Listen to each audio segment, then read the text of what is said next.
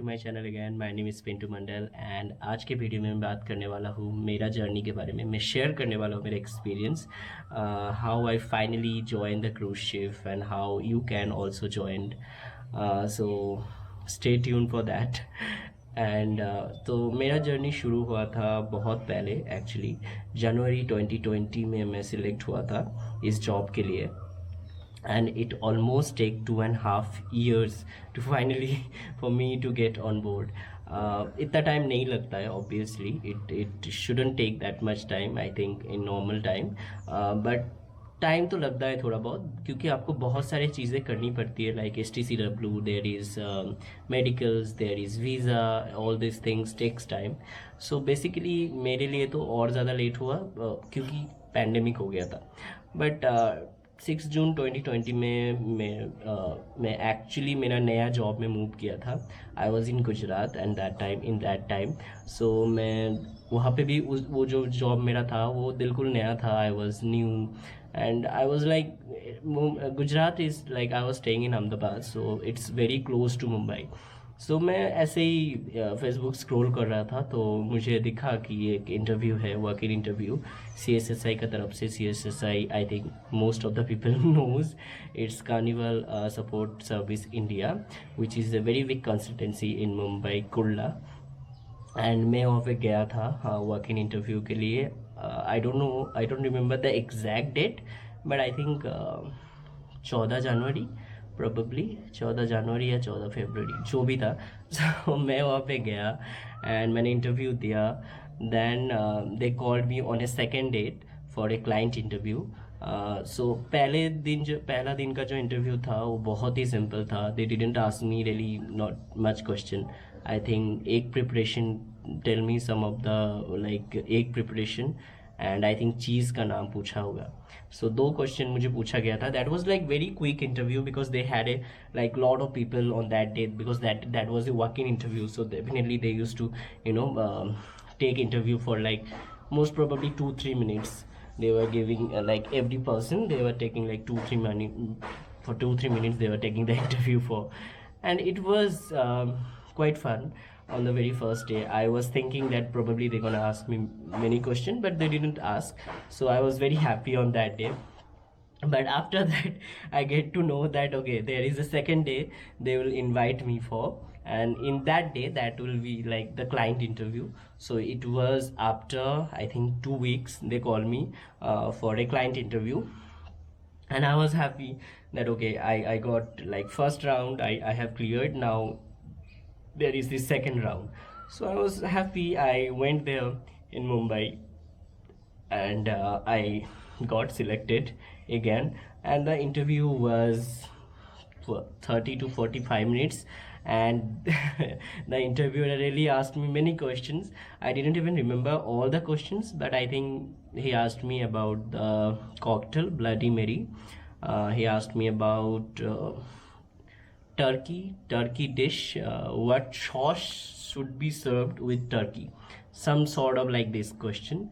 And another questions was, I think, tell me about yourself, and all those was very common.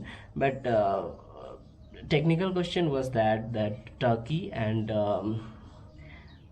Bloody Mary, and what else? Like I think he asked me about some wine as well, wine and food pairing and all.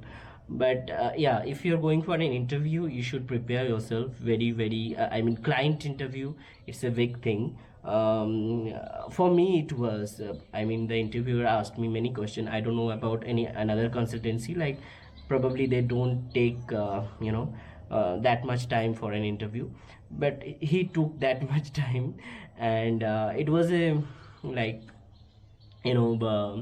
very, the interviewer was nice.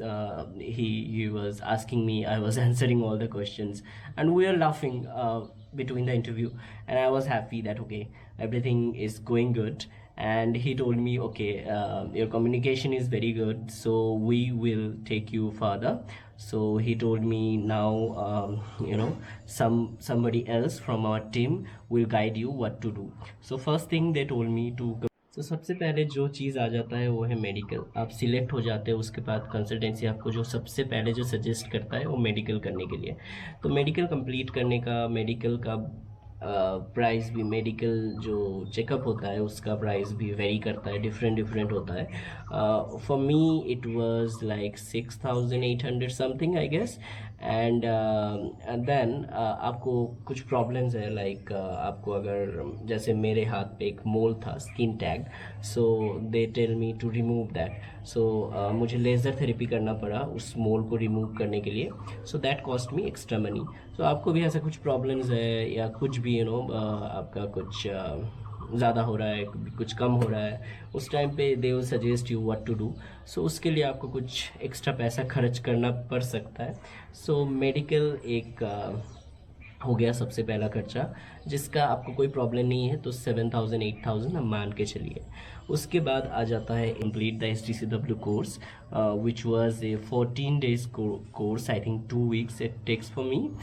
So I need to complete that. अभी क्या होता है कि अभी ना कभी भी आप जाते हो कोई भी कंसल्टेंसी में, तो आपको पहले ही बोला जाता है कि STCW आपने कर रखा है कि नहीं। तो STCW आप कर रखते हो पहले से ही, तो आपको एडवांटेज होता है कि आप उस चीज़ को ऑलरेडी कर चुके हो, तो क्या एडवांटेज है आपके लिए। तो बहुत सारा कैंडिडेट अभी पहले से ही कर लेते हैं STCW, तो मेरा नहीं किया हुआ था। सो उन्होंने कहा कि okay, if you haven't done it so go and do it STCW। So STCW मैं दिल्ली से गया था, दिल्ली से, क्योंकि दिल्ली में मेरा एक दीदी रहती थी ऑन दैट टाइम। सो वहाँ पे मैं रहता था एंड हो गया था STCW वहाँ से। So I was very happy, STCW हुआ। एस टी सी डब्ल्यू भी देखिए बहुत सारे कॉलेजेस हैं इंडिया में, उसका रेट्स भी बहुत सारे हैं, बट 15 to 25 के अंदर, 25K के अंदर इसका जो प्राइसिंग होता है। 5 STCW कोर्स है जो इसमें इंक्लूड हो जाता है। उसके बाद कॉलेजेस में ही आपका CDC अप्लाई हो जाता है वहीं से। And they also do a short medical. मैं जो इस कॉलेज में किया था CMT नोएडा, वहाँ से इन लोगों ने एक छोटा सा मेडिकल भी करवाया था, CDC उनमें उन लोगों ने ही अप्लाई कर दिया था। एंड सब कुछ आई थिंक 18,000 या कुछ में हो गया था। उसके बाद क्राउड मैनेजमेंट आ जाता है, I think that's a different course. So उसके लिए आपको अलग पैसा देना पड़ता है। सो इसमें भी आप 25,000 तो मान के चलिए, 20-25,000। और मैं दिल्ली से किया था। सो मेरा क्या है, वहाँ पे रहने का जगह था। तो आप भी अगर कोई छोटे शहर से हो एंड आपको बड़े शहर में जाके STW करना पड़ रहा है, then you need to stay there. And वो खाने पीने रहने का खर्चा भी उसमें इंक्लूड हो जाता है। सो ये आप, लेकिन मैं STCW का खर्चा आपको बता देता हूँ, 25,000 से ऊपर नहीं जाना चाहिए। एंड देन STCW आपका कंप्लीट हो गया तो they will tell you for your visa का भी खर्चा most of the cruise ship देते हैं। बट क्या होता है कि पहले वो लोग आपसे पैसा लेते हैं एंड क्रूज शिप में ज्वाइन करने के बाद वो आपको रीइम्बर्समेंट देते हैं। सो एक बार आप ज्वाइन कर लेते हो, वो लोग पैसा आपको वापस कर देते हैं, बट पहले आप खुद ही को पे करना पड़ता है। तो वीज़ा भी अलग अलग, वीज़ा के लिए अलग अलग फ़ीस है। तो वीज़ा का भी जैसे मेरा इटली से जॉइनिंग था, तो मेरा जो इटली का वीज़ा था उसका खर्चा करीबन 11,000 कुछ आया था। तो ये भी अलग अलग होता है सबके लिए, आपके लिए अलग हो सकता है। आपका C1D वीज़ा चाहिए तो शायद ज़्यादा पैसा लग सकता है। सो ऐसे डिफरेंट डिफरेंट होता है सबके लिए। ये भी CCW होने के बाद मैं दिल्ली से वापस आया, कुछ दिन बाद पैंडेमिक आ गया, कोरोना आ गया and everything was in lockdown, सब कुछ बंद हो गया। फिर actually I resigned from my previous job. So I took the resignation back. Okay, I don't want to go because I had no option, because everything was closed, the cruise was closed as well. So I was like, okay, I don't have any option, I have to stay here now. And I was there for 2 years and I love that job. I that was a very comfortable job. I feel like I was so lucky to get that job. But anyway, I spent that 2 years over there, and then I got, like, everything was completed. then the visa wasn't completed, and everything else was completed for me. Like in the middle, in the middle of pandemic, sometimes they used to send me mails about, how you doing, have you taken your vaccinations. So I used to send them the certificate and all. So then they used to send up some survey. I remember one time on my mail, they sent some sort of survey to complete, and I completed that as well, I remember. So that was like in the middle of pandemic, they used to send something, and I was doing all this, but I was not hoping that something would happen sooner.